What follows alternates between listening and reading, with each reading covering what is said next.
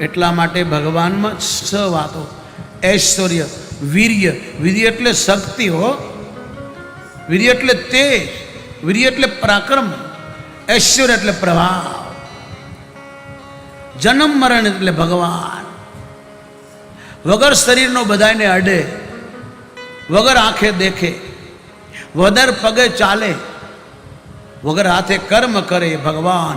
આ મહાદેવ બોલ્યા છે, દેવી એ પાર્વતી, ભગવાન પગ વગરનો ચાલે છે, ભગવાન આંખ વગરનો દેખે છે, ભગવાન કાન વગરનો સાંભળે છે, ભગવાન હાથ વગરનો કર્મ કરે છે. આજે લોકો એવું માને ભગવાન આંધળો છે, ભગવાન બેરો છે, ભેળસેળ કરો. એવું નથી.